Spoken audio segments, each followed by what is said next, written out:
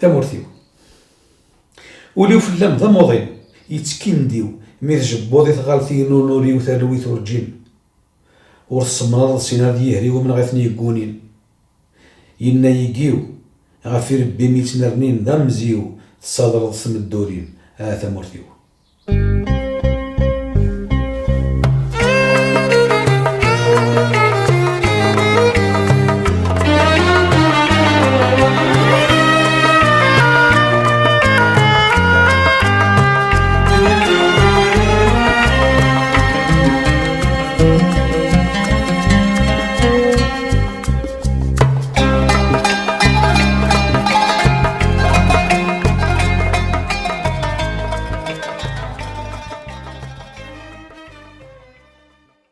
Le mot berbère, c'est évidemment, comme vous pouvez l'imaginer, un terme d'origine latine et grecque, donc barbarus, barbaroi au pluriel. Ce terme désignait tous les peuples qui n'avaient pas la culture latine et grecque. Donc même les Allemands, les Germaniques étaient désignés par ce terme auparavant. Il se trouve que les Arabes aussi ont désigné par ce terme les populations nord-africaines. Ceci se trouve attesté, documenté dans Ibn Khaldoun, l'historien le plus intéressant donc, et le plus important du XIVe siècle, dans son ouvrage L'histoire des Berbères. Il raconte comment est-ce que l'Afrique du Nord a été occupée par les Arabes, et il parle d'un certain Icos, donc, qui arrive en Afrique du Nord et qui dit « Ma barbaratuhum » en arabe, qui veut dire « Qu'est-ce que c'est cette langue incomprise qu'il parle ici ?» Barbara, en arabe, c'est une onomatopée, ça veut dire parler d'une manière peu claire, incomprise. Donc dans ce cas-là, l'ethnocentrisme européen et arabe se rejoignent dans l'usage d'un terme berbère pour désigner ces populations autochtones d'Afrique du Nord. Ce qui fait que les populations d'Afrique du Nord ont décidé de réagir avec l'augmentation et l'essor du mouvement berbère et le modifier, le changer, ne plus utiliser ce terme exogène, c'est un exonyme, et utiliser un terme qu'il considère comme un autoglottonyme, c'est-à-dire un terme propre, qui est amazir. Donc amazir, c'est l'équivalent politiquement correct du terme berbère. Voilà, donc ces régions berbérophones, depuis maintenant surtout le XXe siècle, ont décidé de reprendre en main leur destin et commencent à revendiquer leur langue et culture, souvent dans le cadre de mouvements culturels ou de mouvements politiques qui réclament donc leurs droits linguistiques. Ces mouvements culturels n'ont pas atteint tous le même niveau dans leur degré d'exigence ou de recommandation ou de revendication. Il y a des différences relativement importantes entre les différentes régions, les différents groupes berbères, ce qui est logique puisque les contextes historiques, sociologiques sont différents d'une région à l'autre, d'un pays à l'autre.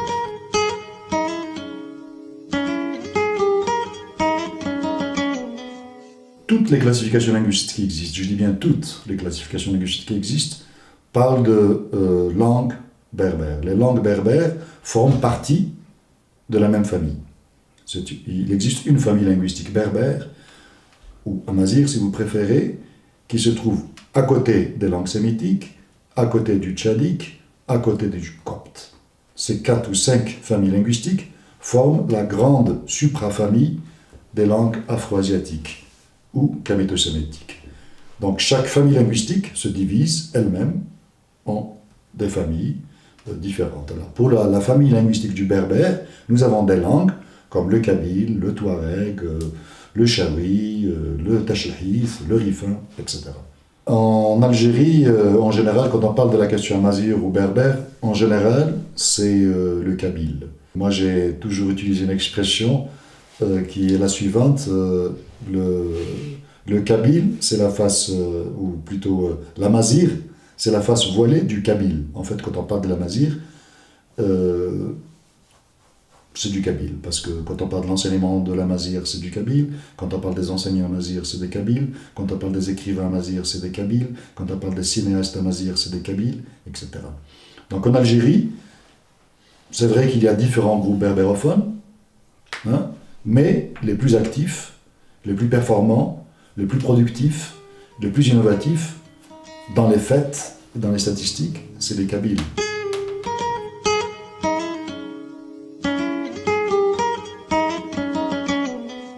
La Kabylie, c'est une région relativement bien délimitée, même si administrativement, ce n'est pas le cas, qui se trouve à peu près à une centaine de kilomètres à l'est d'Alger. C'est une région historiquement, sociologiquement, anthropologiquement assez homogène et qui dispose de toutes les caractéristiques d'une nation, comme une culture propre, une histoire propre, une langue propre et une certaine idiosyncrasie propre, ce qui évidemment fait ou explique le fait que ce soit le Kabyle qui ait cette avance dans les revendications identitaires, mais aussi le fait que la revendication kabyle soit, du point de vue politique, la plus avancée dans la région.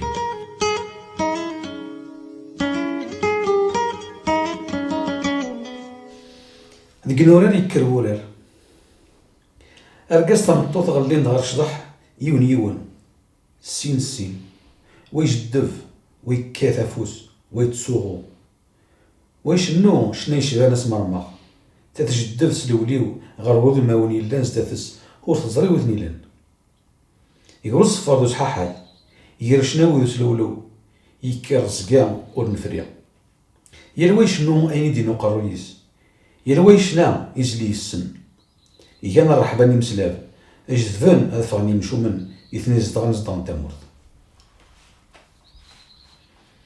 تيدي وين يتشرشور نغفوذ ما وين يتوسل غنصوغ با تسجان تغرد فير الشروف نير الفضان مزيمقر يرز رفقيثني يقنن يروى غاف الميس اكذو يغال ديون يمذان نرزان زقرن تيلي سايكن يرسن تغريد تهمات ورجينا هاثن اللي يرسن أسما السام قار وزاليس ذا سنتيموننت. Au début, comme tous les écrivains de ma génération ou de la génération d'avant moi, l'écriture dans cette langue, c'était du militantisme. Le lectorat était rare, quoi qu'il existait, mais c'était quelque chose de rare. Mais notre objectif était de former justement un lectorat, d'aider des gens à former un certain nombre de lecteurs. Et on ne pensait pas, par exemple, à vendre ou à vivre avec, disons, avec ses produits, avec la littérature. Ce n'était pas notre cas, ni notre objectif. C'était du militantisme. Avec le temps, il y a une exigence. Le lecteur exige de la qualité. Et ce lectorat pousse les écrivains ou les producteurs en général de fournir de la qualité, non seulement de la quantité. ثلويث السيول والتقلو قول أخوذ ديزنا سيرم عينو غول نسمو قول سوال النول يسمع مي يتودم وذم يكون من اللول أي سيد اللول أو نزرينا غرقب.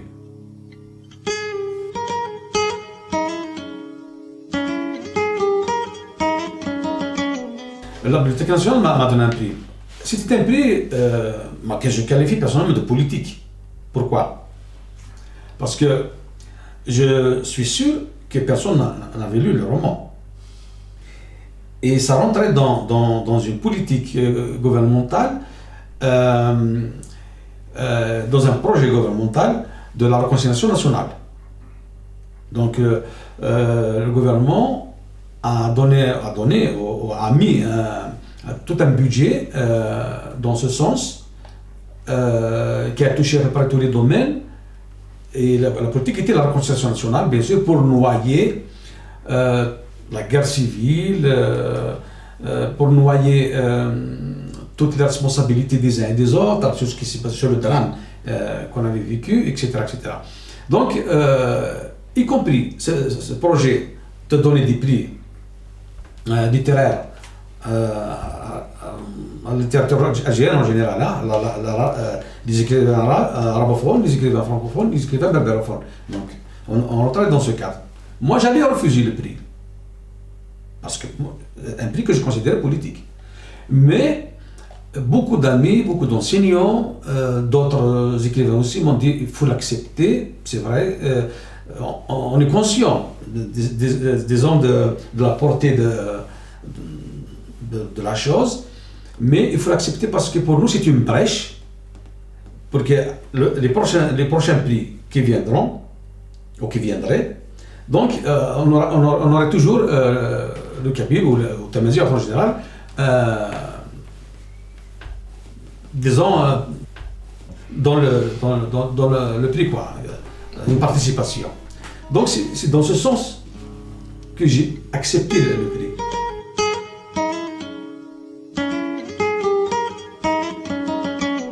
Après 62, juste après l'indépendance, alors il y a eu quand même l'émergence du cinéma dit algérien, mais il fallait attendre, imaginez, 30 ans pour qu'on puisse voir le premier film en kabyle. C'était avec Abdelrahman Bouguermouh, ça s'appelait La colline oubliée, qui était une adaptation du Moulid Mamri. Alors qu'en 69, il y a eu aussi une autre adaptation de son livre L'opium et le bâton par Ahmed Rachdi, mais ça a été un film qui a été tourné en arabe. Alors que tous les paysages ils étaient en kabyle, mais la langue utilisée c'était en arabe. Dire par là le déni identitaire que nous avons vécu même dans le domaine du cinéma. Et puis aussi, comme je disais, le film en 90, le film de Abdelrahman Bouguermouh, La colline oubliée, il a vu le jour grâce à la mobilisation des citoyens kabyles qui ont vraiment, qui se sont investis financièrement et humainement pour sa concrétisation. Je me souviens très bien que de la bouche du réalisateur Abdelrahman Bouguermouh, il m'a dit qu'il a fallu qu'il emporte avec lui les bobines originales du film, par crainte au moment du montage, parce qu'il n'avait pas confiance. À cette époque-là, c'est pas comme aujourd'hui, on travaille avec le numérique, donc on peut faire des copies. À cette époque, on travaille avec les bobines. Donc il était obligé de les ramener en France parce qu'il n'avait pas confiance dans les techniciens chargés justement de faire le montage. Et puis il y a eu la décennie noire, donc c'est du cinéma kabyle qui était quasiment inexistant. Jusqu'à dans les années 2000, il y a eu comme ça des petites tentatives et puis avec l'ouverture entre guillemets l'ouverture du champ médiatique, il y a eu une chaîne de télévision étatique d'expression amazigh, je dirais kabyle, qui a vu le jour où quelque part il y a eu un semblant de production kabyle. Ça reste toujours insuffisant, mais quand même ça a donné quand même, ça a fait émerger certaines potentialités cachées. Et ça a donné quand même, comme je viens de le dire, un semblant de paysage médiatique ou bien audiovisuel kabyle.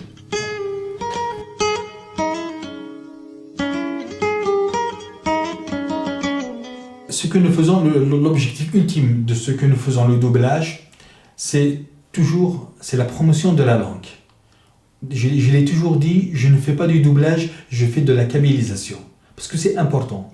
Il ne s'agit pas seulement pour moi de prendre un film et ce qui me tient à cœur, ce n'est pas seulement de voir le film parler en kabyle, mais quel genre de kabyle ou bien quel genre de valeur, il s'agit de transmettre l'âme kabyle dans le film. Et ça, pour moi, mon travail, ça prend son sens au complet dans cette définition-là. Donc, des fois, il y a des films qui sont doublés, parce que, c'est-à-dire tout en respectant la narration originale du film. Pourquoi ? Parce que j'avais envie de prouver qu'on peut, la langue kabyle peut accéder justement à cette universalité Et, comme toutes les autres langues, tel qu'on voit un film Titanic, on le voit en anglais, en italien, puis même en espagnol, on se dit pourquoi pas ne pas le voir aussi en kabyle. Mais certains films, c'est carrément une adaptation, c'est une réorganisation scénaristique, ou bien c'est une recréation linguistique dans la narration, ou bien dans la trame des dialogues originaux, on change carrément pour la mettre à la réalité kabyle. Parce que toujours on a ce souci-là, justement, d'introduire notre réalité, nos dogmes, comment dirais-je, nos mythes dans la narration du film. Et c'est ce qui a fait peut-être le succès du doublage, c'est que le langage, il était simple, il n'était pas codifié, il n'était pas hypocrite, il reflétait exactement une certaine réalité kabyle. Donc on essaie de faire de notre mieux dans ce sens-là, tout en essayant, comme je l'ai dit tout à l'heure, de mettre toujours l'âme kabyle dedans. Voilà. زين ماما حنا سي بان اس دي في برودكسيون ساتورن زمرنا تمسلايم الزبله ولا الحباب اقلا غنوغا لدار غور وين كنت سميره تحندو في القاسم كيف كان نكوني لا عمارة ولا قرنا رد كان يتلوسون وافا ياه غفايا كيف تحلو النوض في استوديو غير وكنا تزربي اللي سمي ليسا ام كاباك ليش تهكاضي ماني كتغوي وسنسيو تكارتي ذاكينو ورجع يديني ضياكي نقلك دالا فور تغدورات تولي لي حاله سواتي لك الحمله بالخطر الكاميرا عليش ارويتك المثلة ايوا اتانيه صغور النصر سيبرو تزلي تاكي ذي الخطر كتطاح ودي تحب انشراح فرقة رب الموت تكسين حديداتور فرقة رب الموت تكسين حديداتور بالجاية تبسوط تردد لنا تبور اسمي بدنا تموت صغير الحب ويموت عينا لغربة اسكراتي تمدور رويغ الحب المحاني رويغ استهزب ويدور نسوي عيغ الحبابي ورقل الفلي عيغ صندوقي تقلا يسري وادي الحلاو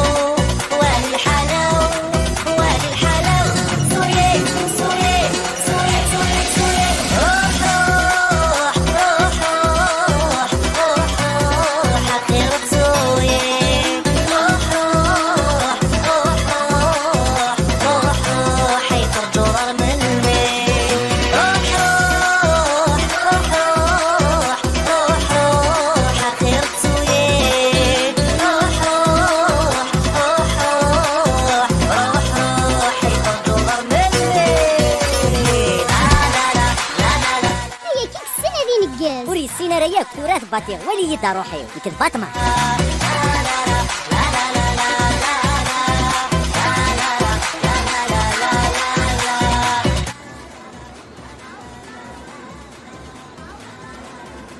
Il y a quelque chose d'important qu'il faudrait signaler, c'est que les chaînes de télévision algériennes, ils n'ont montré aucun intérêt à notre travail. Jusqu'à maintenant, il n'y a eu aucun film que nous avons doublé n'a été sollicité pour être diffusé, bien acheté, pas du tout.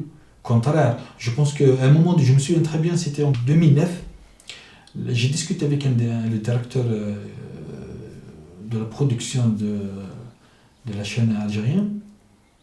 Bon, j'étais en train de lui parler comme ça, lui dire voilà, on veut, voilà, on a des films, est-ce que ça vous intéresse qu'on va les projeter, etc. Il m'a dit bon, d'accord, mais vous faites en kabyle, il faudrait faire en chaoui, il faut faire en mozabite, etc.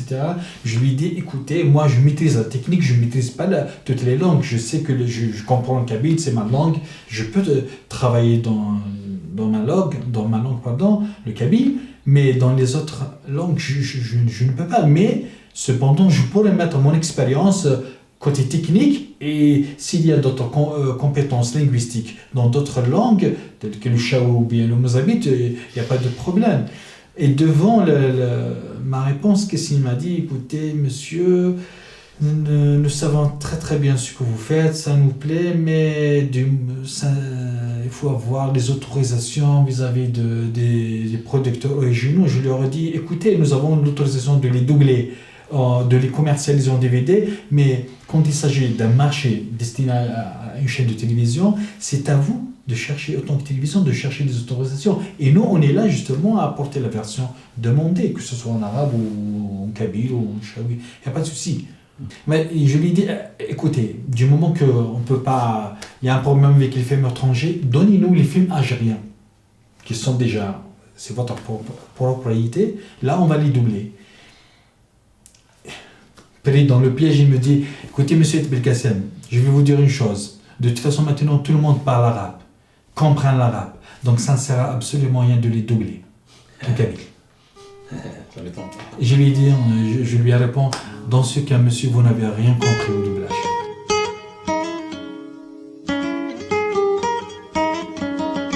Je pense que ça a été une très bonne expérience, notre présence ici à Ostana pour la première fois. La Kabylie a été représentée dans ce festival. Ça nous permet quand même de penser un peu à notre situation et de voir un petit peu où est-ce que nous en sommes. Parce que le travail sur le berbère en général et le kabyle en particulier a commencé depuis de très longues années. Et puis le fait d'être ici avec d'autres représentants de d'autres cultures, justement nous permet de faire cette petite réflexion. Moi je pense personnellement que du point de vue linguistique, je crois que nous avons fait quand même, malgré toutes les imperfections, nous avons fait de grands pas parce que je crois que nous sommes tous d'accord en Kabylie, il y a un consensus, je dis bien en Kabylie, pour dire que par exemple le système de transcription qu'on doit utiliser, nous confirmons tous que c'est le latin, que le choix du latin, qui avait été fait déjà à l'époque de Mouloud Mamri, et bien avant aussi par les Pères Blancs, c'est un choix très judicieux et perspicace. D'ailleurs, tous les résultats que nous avons actuellement dans des domaines comme l'Internet, les applications Internet, etc., confirment très nettement ce choix. Je pense aussi que nous avons un autre consensus. Le deuxième consensus, c'est le fait que nous sommes plus ou moins d'accord sur la transcription en elle-même, c'est-à-dire sur le choix des alphabets et des représentations des sons. Tout le monde est d'accord pour représenter un G d'une manière déterminée, un T d'une manière déterminée. Il n'y a pas de grand débat là-dessus. Il y a peut-être le Haïn qui reste un peu dans l'air, mais d'une manière générale, il n'y a pas de débat sur la transcription. Le débat, peut-être qu'on pourrait encore l'avoir sur quelques détails, comme par exemple certaines normes orthographiques, n'est-ce pas? Par exemple certains principes. Mais bon, d'une manière générale, là, il y a un deuxième consensus. Le troisième consensus, je pense, à mon avis, c'est le fait que il y a une grande activité, il y a une grande productivité aussi, dans le sens où il y a un impact important de ce choix. Ces impacts se voient d'abord au point de vue de l'enseignement, il est utilisé dans l'enseignement, donc nous avons maintenant un grand nombre d'enseignants, d'élèves en Kabylie. On a vu que l'enseignement de ce qu'on appelle Tamazigh en Algérie, en fait c'est l'enseignement du kabyle, par des kabyles pour des élèves kabyles. Les chiffres le disent. Dans le domaine comme la littérature et le cinéma, c'est la même chose, voilà. Donc à mon avis, enfin je ne sais pas ce que tu en penses pour le cinéma et pour la littérature. Si je peux te répondre, je pense que le kabyle, il doit tout d'abord tu me permets pour le terme, si tu me le permets, c'est se dissocier de Tamazigh. Je pense qu'à chaque fois quand on parle, il y a cette nuance-là, et c'est ce qui se passe ici maintenant en Algérie, chaque fois qu'on nous dit Tamazigh, puis on se dit, parce qu'il y a le problème politique, la présence du MAC, etc. C'est un fait. Puis à chaque fois quand on dit Tamazigh, quand on dit Kabyle, là on se dit, mais attention, non, il faut parler Tamazigh. Je pense que l'avenir de Sarveilis, le Kabyle, le Kabyle doit se prendre en charge. C'est vrai, Tamazight, pour moi, c'est un concept abstrait. Et c'est une fierté pour la Kabylie, bien sûr, d'appartenir à une famille amazigh. Mais du point de vue scientifique, je pense que là, vous êtes mieux placé que moi de dire que le Kabyle, il doit se prendre en charge. Toute la production qui a été faite jusqu'à aujourd'hui, que ce soit dans la littérature, comme vous le dites, dans le cinéma, et même même la chanson aussi, qu'il ne faut pas l'oublier, il était vraiment d'un grand essor pour la culture kabyle. Je pense que il faut qu'on assume notre kabyléité dans la production. Enfin, c'est mon avis là. Oui, non, tout à fait. Moi, je partage tout à fait cette opinion d'ailleurs. Mais de toute façon, c'est pas du tout un problème parce que les avis, ils évoluent avec le temps. Les nécessités terminologiques changent avec le temps. Il est clair que historiquement, le mouvement berbère, il avait à l'époque utilisé le terme amazigh parce que on espérait une solidarité des autres groupes amazighs, des autres groupes berbères, pour se joindre aux revendications à l'époque qui étaient géographiquement limitées à la Kabylie, mais aussi parce qu'à l'époque, idéologiquement, beaucoup de gens croyaient en une langue, aspiraient à développer une espèce de langue amazigh internationale ou pan-amazigh, pan-berbère, comme il existe un arabe qui regroupe tous les pays arabes. C'est tout à fait légitime. Les gens, avec le temps, se sont rendus compte que c'était quelque chose qui n'était pas réaliste. D'abord parce que c'est une superficie qui est trop grande. C'est difficile d'homogénéiser le travail. Et puis il y a des conditions politiques aussi qui font que c'est pas réaliste d'imaginer une standardisation unique sur autant de parlants, mais aussi surtout sur une grande superficie. Et d'autant plus que les régimes politiques des deux pays ne s'entendent pas du tout. Voilà. Ceci dit, travailler le kabyle ne veut pas du tout dire que nous sommes contre l'amazigh ou le berbère, ni contre les autres groupes berbérophones. Il serait préférable si on pouvait évidemment travailler vers la convergence. D'ailleurs, c'est ce qui avait été décidé. Donc, du côté linguistique, dans les années 90, on avait développé le concept de blocs régionaux. Et puis, pour tout ce qui est terminologie, essayer de travailler vers une convergence. Mais malheureusement, ça n'a pas eu lieu parce que les États algériens et nord-africains et marocains ne sont pas d'accord, simplement. Et vite, chacun essaie de nationaliser et de récupérer, comme disait Célèbre tout à l'heure, à sa manière, la berbérité nouvellement constitutionnelle. Non donc voilà. Mais simplement, je pense aussi que, aussi bien pour le cinéma que pour la littérature, les producteurs, c'est vraiment des kabyles. Je ne sais pas, Chili, comment tu vois les choses, mais de mon point de vue, je suis d'accord pour dire que c'est surtout le kabyle dans tous les domaines, et pour la littérature, c'est la même chose. Enfin, bon, pour le cas algérien, au Maroc, il y a aussi une production importante. Oui. Tachelhait, Tarifit, etc. Il y a une production assez conséquente. En Algérie, principalement, c'est des kabyles. Mais il y a aussi une timide production du côté des Aurès, du côté du domaine chaoui. Il y a une production assez timide, mais quand même, ils ont déjà fait le pas.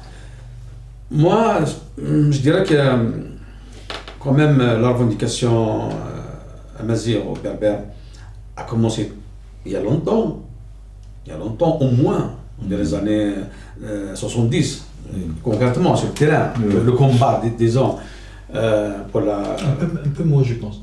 Dans les années 40, c'était Boulifa par exemple. Oui, bon, mais sur le terrain, les gens étaient... Bon. Et sur le terrain, ça a commencé à partir des années 70, 80, avec le mouvement culturel. Là, c'est vraiment un combat de terrain. Avant, non. Avant, c'était les berbérisons comme Boulifa, oui, effectivement. Quel producteur aussi, tu m'excuses là. Il a dit quelque chose de très important. Il a dit que avant c'était les autres qui parlaient de nous. Oui. Et maintenant c'est le kabyle, c'est pris en charge et c'est moi qui va parler de moi et d'une manière un peu plus réaliste et plus objective. Tout à fait. On se souvient très bien de cet écrivain-là, comment il s'appelle, le général Anoto. Quand il parlait sur les femmes kabyles. La déshérédation. Ah oui, c'est incroyable. Le côté kabyle, voilà. Ouais. Donc ce que je voulais souligner, c'est qu'à partir des années 70 au moins, Donc le combat identitaire était posé sur, disons, sur le terrain, etc. Mais j'ai constaté qu'on a passé beaucoup plus de temps. On a consacré beaucoup plus de temps à, disons, entre guillemets, à se chamailler sur des considérations idéologiques, politiques, etc., que sur la production. Au fait, on n'a pas produit assez durant toute cette période de temps. Alors qu'il fallait produire d'abord. Il fallait produire. Ensuite, les autres considérations, elles viendraient en se solutionnant petit à petit. Mais c'est mon avis personnel, hein, c'est mon avis, c'est mon opinion. Je crois qu'on a assez perdu de temps. On a consacré plus de temps pour ces choses-là que pour la production. Même sur le plan de la transcription, par exemple. On a passé des moments où chacun essayait d'imposer sa manière de transcrire sur le plan politique, hein, mais sur le plan production, non. Tu me dis, il faut transcrire, par exemple, en graphie arabe. Pourquoi tu me le demandes à moi? Ben, produis-toi.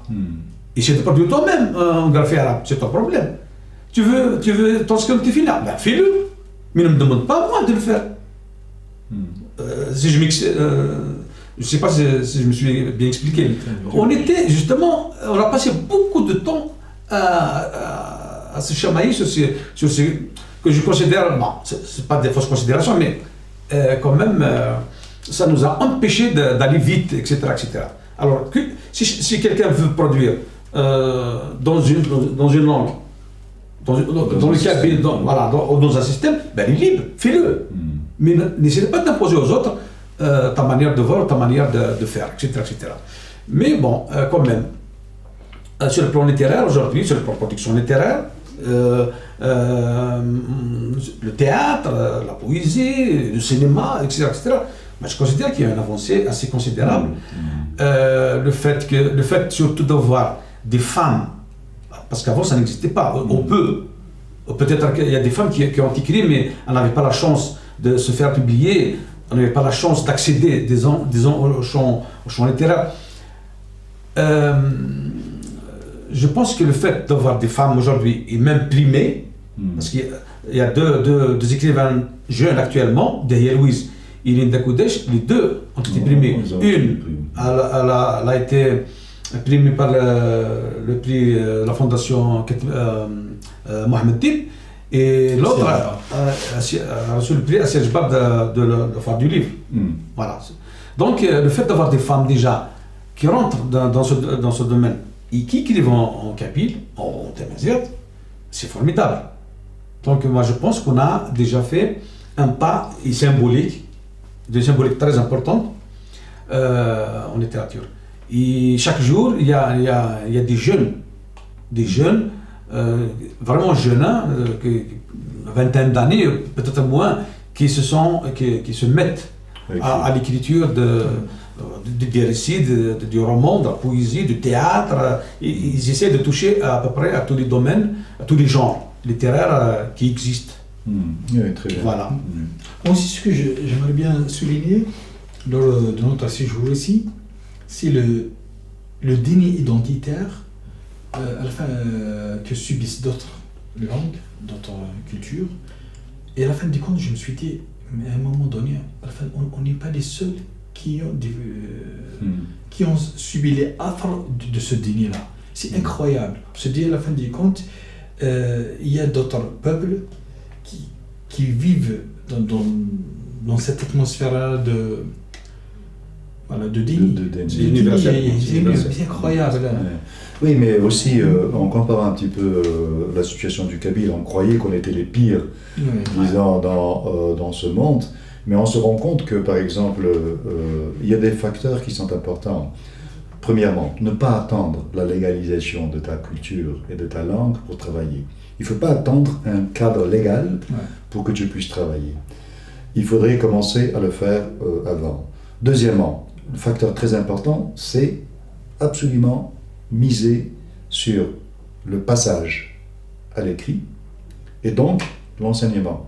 Parce que c'est grâce à l'enseignement que l'évolution a été plus forte, qu'on a connu un essor. Tout à fait. Hier, Salem, je lui avais posé a Essian, avec raison, bien déterminé la question. Est-ce qu'on aurait eu des écrivains kabyles à l'époque coloniale si le kabyle avait été enseigné à l'époque? Lui, spontanément, en réfléchissant un tout petit peu, il a dit oui, parce que ça prouve que c'est le système d'enseignement qui te donne cette compétence littéraire, pas linguistique, littéraire, qui puisse faire de toi après un écrivain dans ta langue maternelle.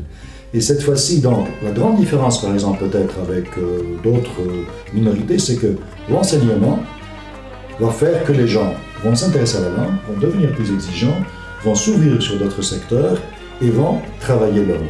Alors, voilà, peut-être insister sur ce point-là. Tout à fait. Ne pas attendre la légalisation pour travailler, avoir du courage et se lancer, et puis insister sur le passage à l'écrit à travers surtout l'enseignement. Voilà la base fondamentale. Tout à fait.